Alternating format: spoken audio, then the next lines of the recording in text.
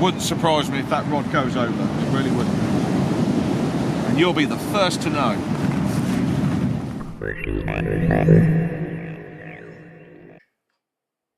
Windy.com, very good, highly recommend it to get that weather forecast.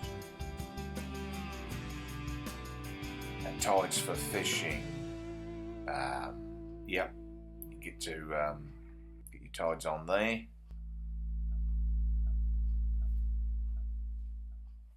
And a live bait rig, which we did use, fixed pattern Oster. We actually use a pouting. Lots of different fish eat pouting, congers, you name it, everything. Cod, bass. Anyway, good live bait. And yeah, you can chuck it on a rig similar to this. Just a fixed pattern Oster. You can use 1 hook, 2 hooks, 3 hooks. Yeah, definitely a good way to snare a specimen fish. I keep my lugworms on the garage floor where it's nice and cold. They seem to last longer in newspaper on a garage floor. Could probably get 4 or 5 days out like that. Some people have them in the fridge, have them in salt water, do all sorts of weird shit with them, but I find the quickest and easiest and most simplest one, preserving your lugworm, avoiding any sort of mistakes with lugworm, garage floor, every single time.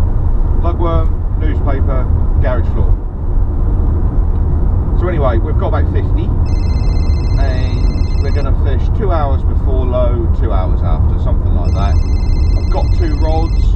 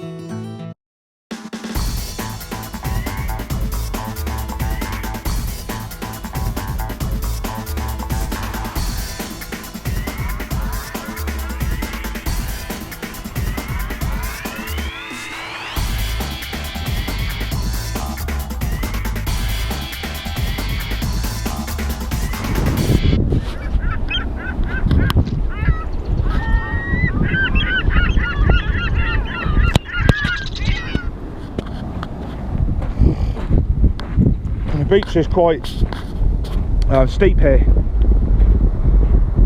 It's about an hour and a half before low, 2 hours before low maybe, but you can see where it was about here, and look how deep it is at high water, so it's actually quite deep.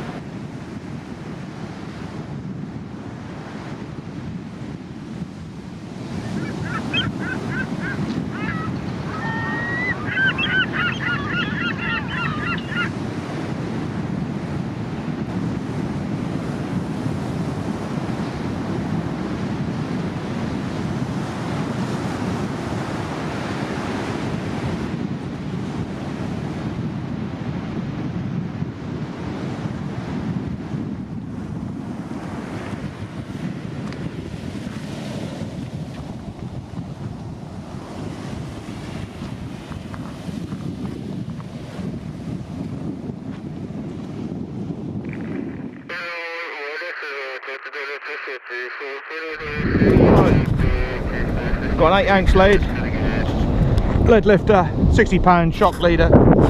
I've got £15 amnesia, size 2, paternoster rig, size 2, £15 amnesia. There you go, £15 main line.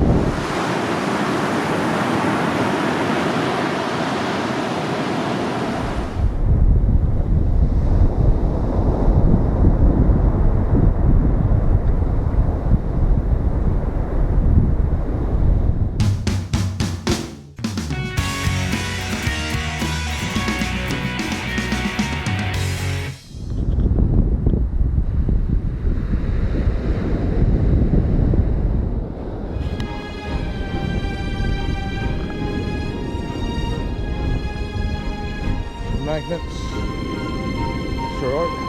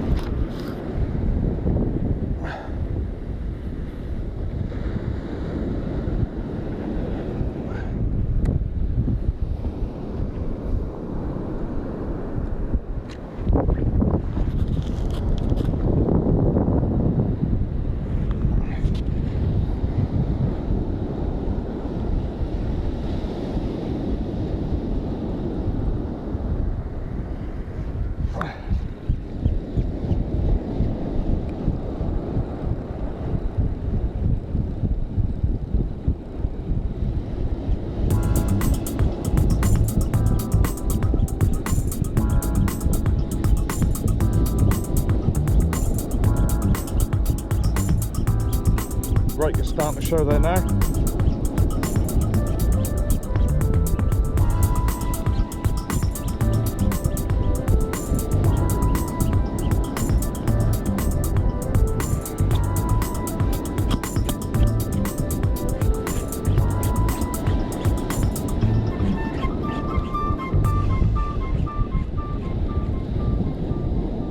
Weed around the stop knot.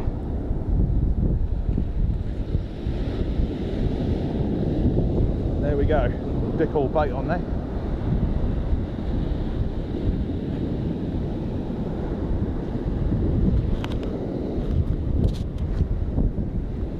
Thick all bait.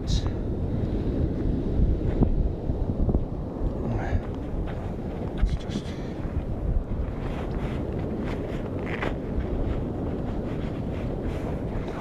get a couple of luck.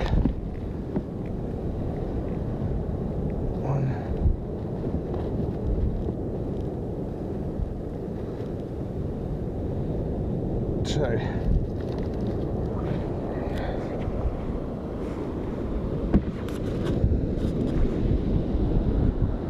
Do.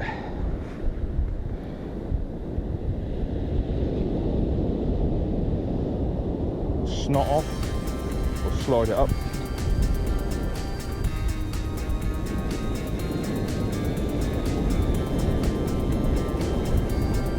You're right using lugworm until when there's lots and lots of crabs around, then you're in trouble. But early season, when the water's still quite cold, get away with it. But you want to swap over to using crab.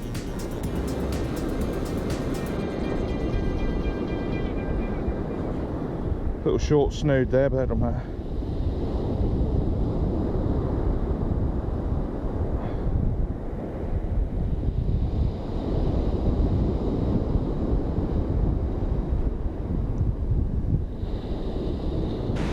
Go. Okay. In the stall.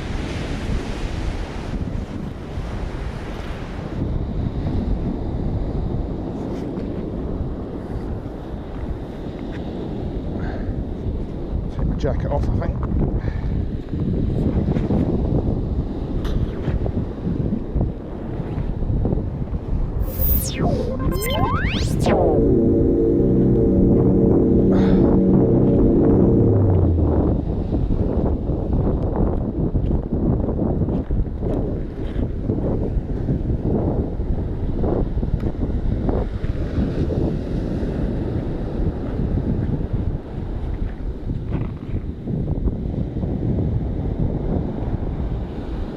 away from the other one.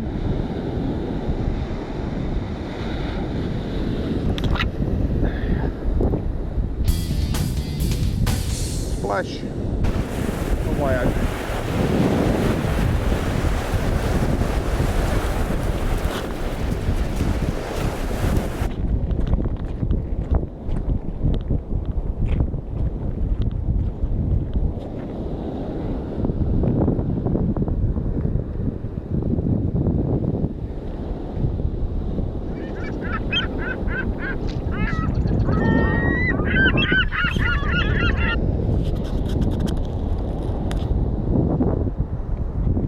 So your jacket there's a hook, but I find sometimes if you put like a jacket on there, the wind can catch it and that can blow the whole thing over. So you really want stones there, but today that's not too bad. So you just want to tighten up a little bit.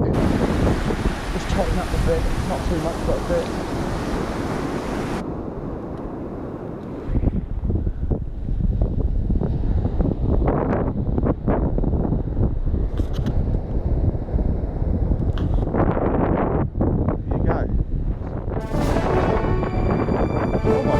I've never caught one of these before. Look at that. Look at that. That, I think, is a giant goby. Look at that.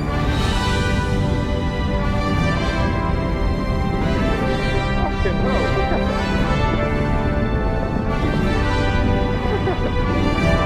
I don't know if they're poisonous or not, I think they are. I think that's something wrong. Goby!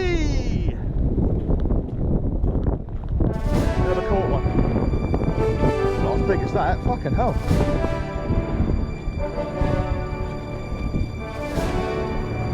Look at that little critter. Look at that. That's a real little monster, that is.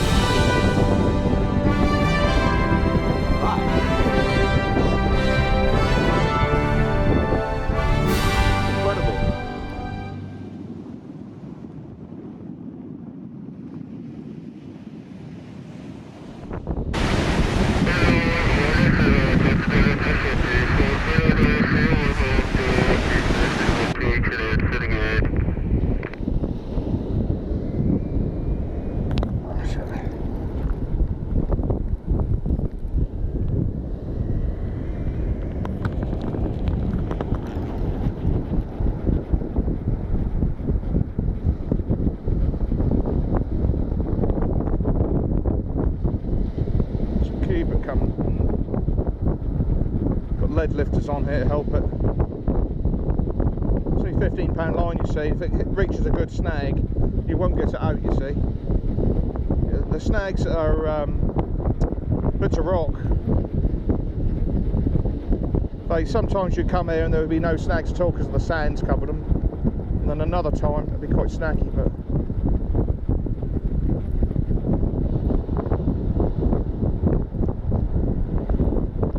stop not coming. Let's clean that off.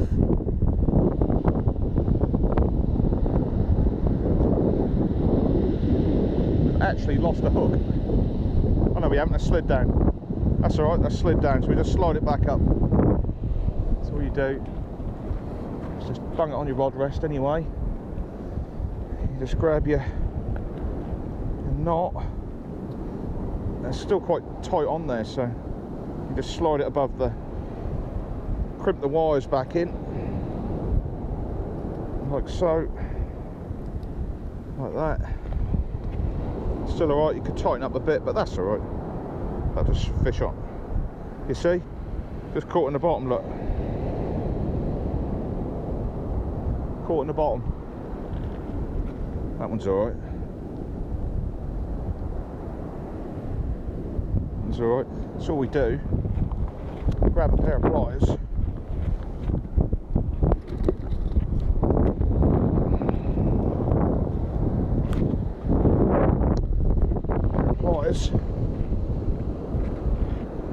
Grab that. Try it, gently do it because you can break it. just tie a new hook on.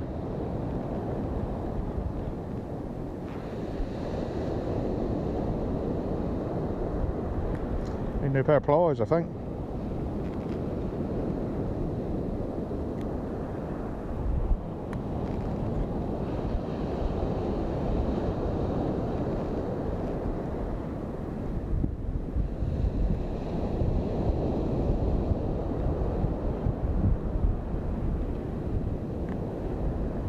That's all right.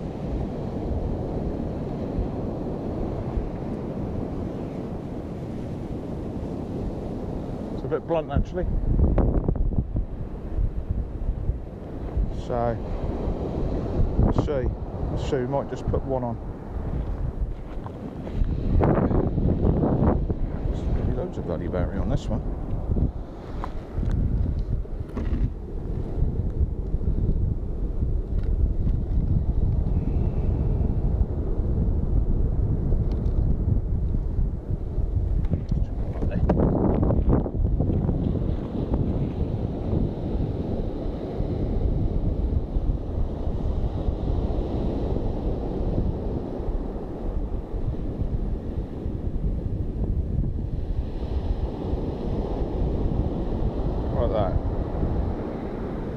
Like that. What I might do, might just grab a smaller hook somewhere. Like that. And pliers come. There we are.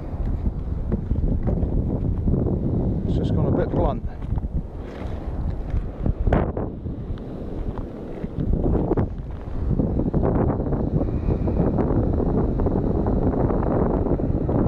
Is that £15 line?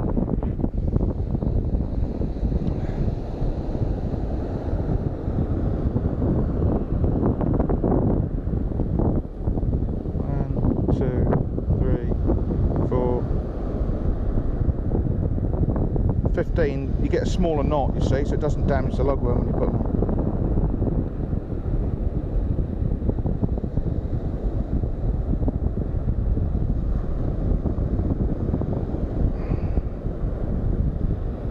Give it a little yank if you want. That's it.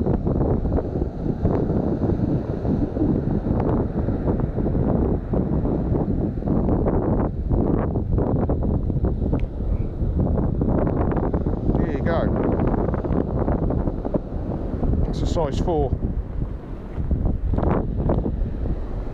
so if we're going to get a fish, we're probably going to get one soon.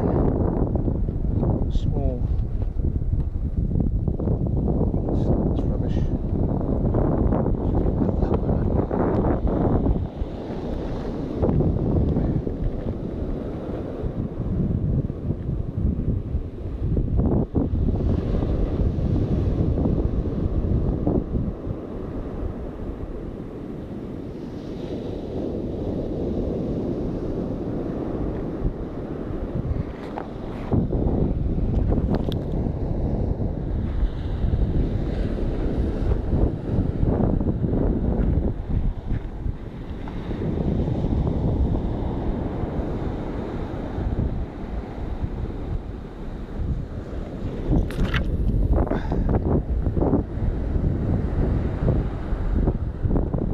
It's out there anyway. Something there. Might be a bass, so I'm going to leave it tight to the shore. Go and get it. Might be a little baby. It's probably a little whiting or something. I don't like to bounce up these stones. Got it.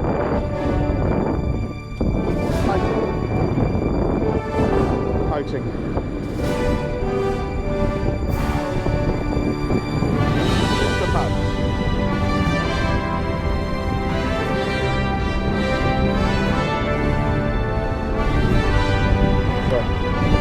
Put whacking the brakes on full on this one because when I wound the line in it got caught but could potentially snap off, so I've just got to flick this one out.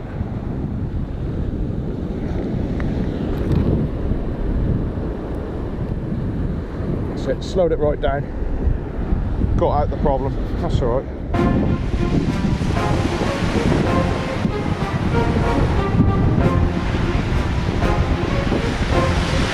So we're standing nice and high up here. Let's go down the snags.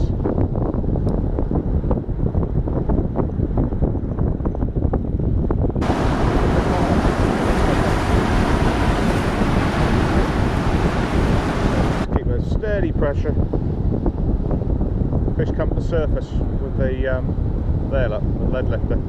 Could be a small bass, could be just had a pouting and a goby. So it could be one of those. Might be a flat, a little flat. Could be a little basslet. So we'll just wind it up a little bit, just in case it is a still on. Whatever it is, it's come off. So let's quickly go down. Oh, it's swept it away.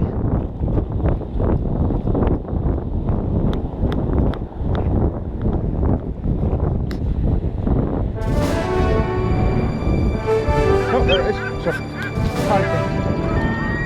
full boats about. Now these are good bass bait.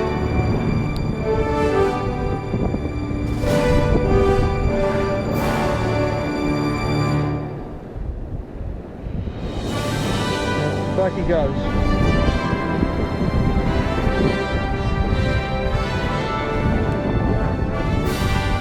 You do a lot worse than live baiting with something like that. Wet feet.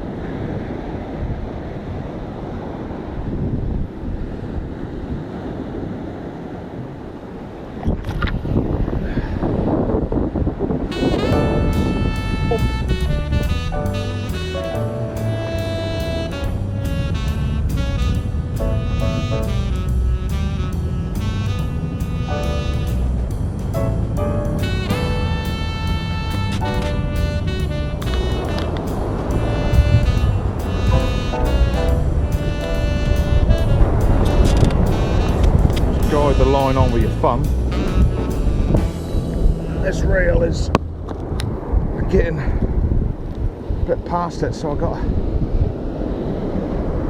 that's it, that's broken it out. See, it's wiggling in the corner there on the spigot. I need a new reel really. Get that lead lifter working. Well, there's no £10 bass on there, that's for sure.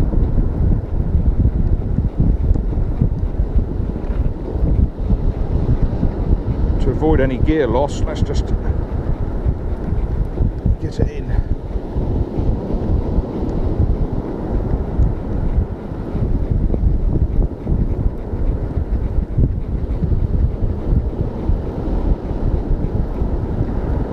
So worry, nothing.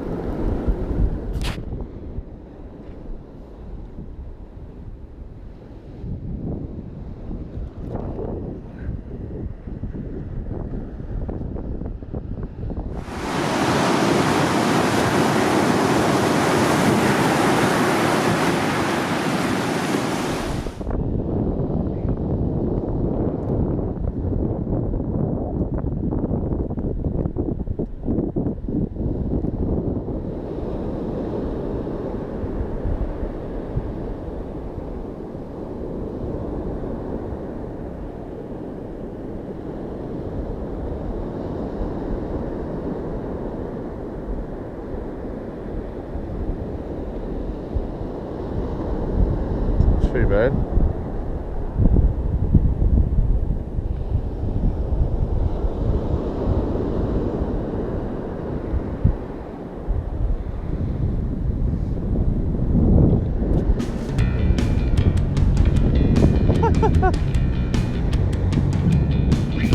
Here we go again.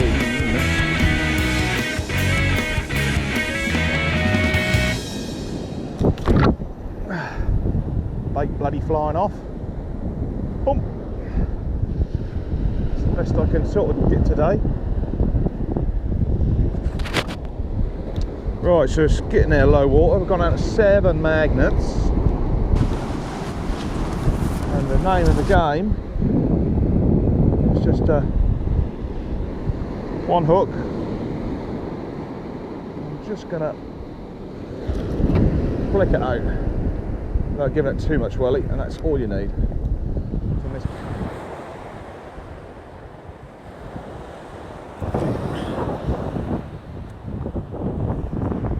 Probably a little bit too far away, but the tide's going to turn.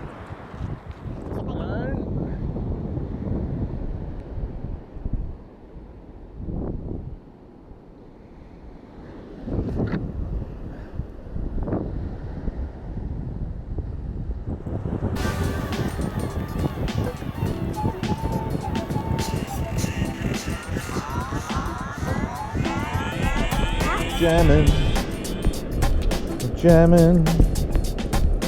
Hope you like jamming too.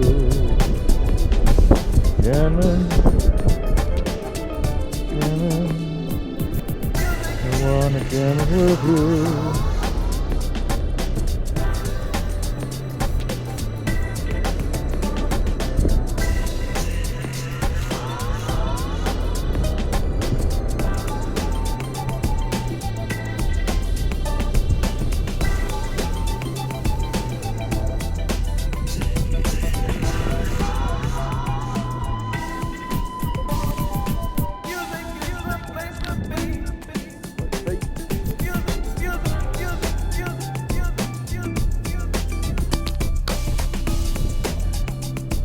Nearly flicked the handle then.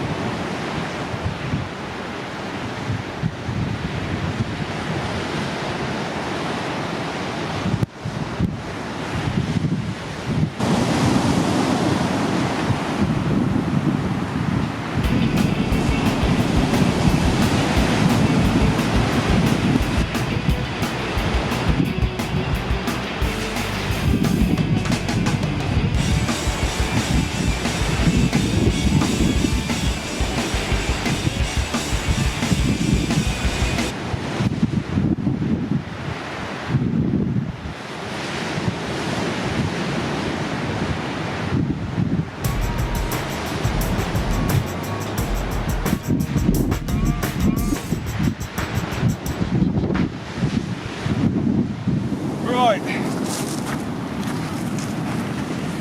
so we've run out of lugworm. Got one rod left, and I think on the second last cast we got a pouting about that big.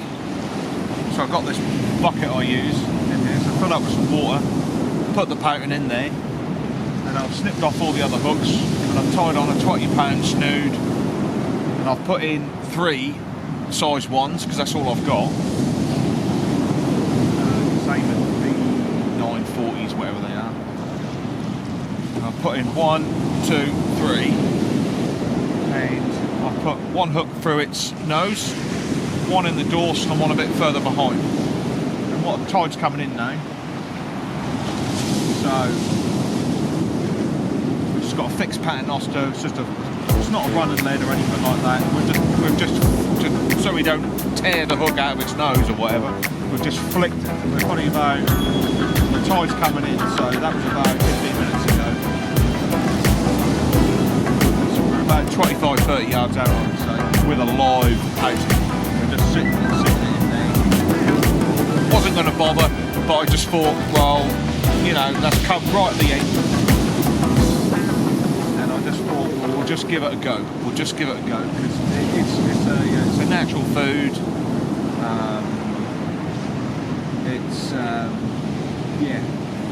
It's how you snare a good one. It's, you know, if you don't fish for them like that, you won't get them, you know. But we've had none come on lugworm at all. So a few weeks ago, I think I had 9.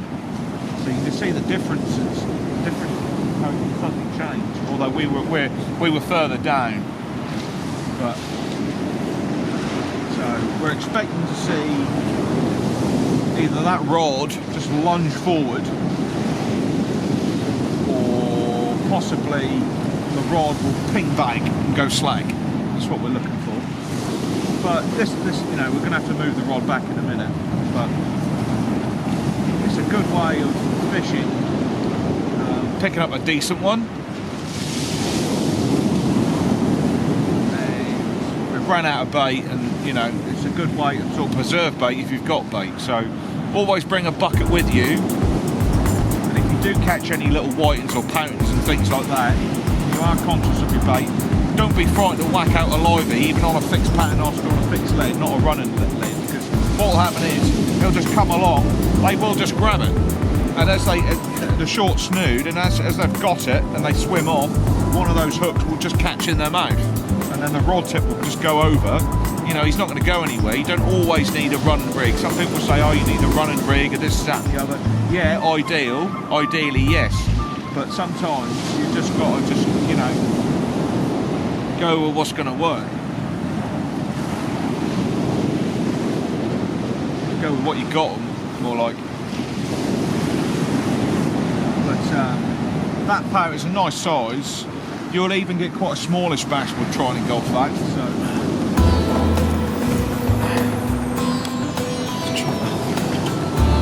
Get it a bit taller. Get it a bit taller.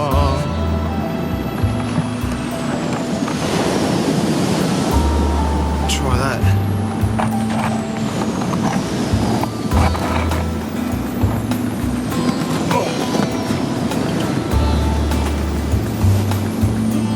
So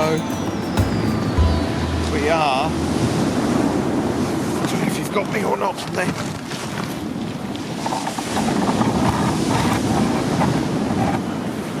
Got me now.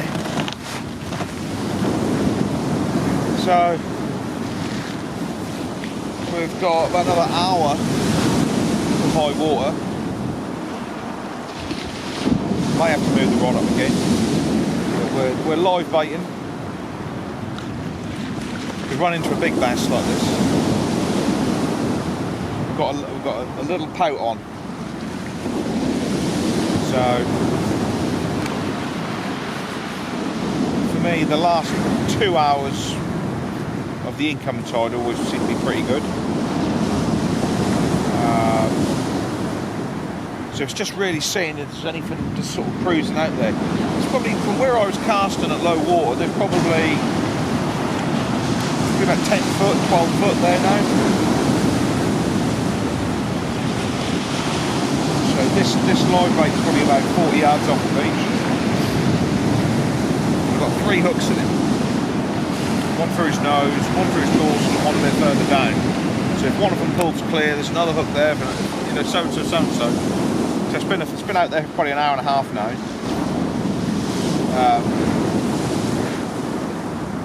Obviously I put them in a bucket to keep them alive while I was sorting the gear out. So it's a good way of fishing, you know. In theory a cod could grab it, a bass could grab it. What else could grab it? Yes, ray could grab it, I suppose. A taupe shark could grab it. But the prime suspect, I would say, if someone was to grab it, would be a bass. Now, you could potentially get a really, really big bass fishing like this. So yeah, it's very late, as you can see. It's a very lazy form of fishing. Might have to move that rod back a little bit. But there you go. There's one that also it doesn't necessarily. I mean, the pouting's about that big. So for me, a bass of about 2 or 3 pounds should be able to smash that. So interested to see if one does.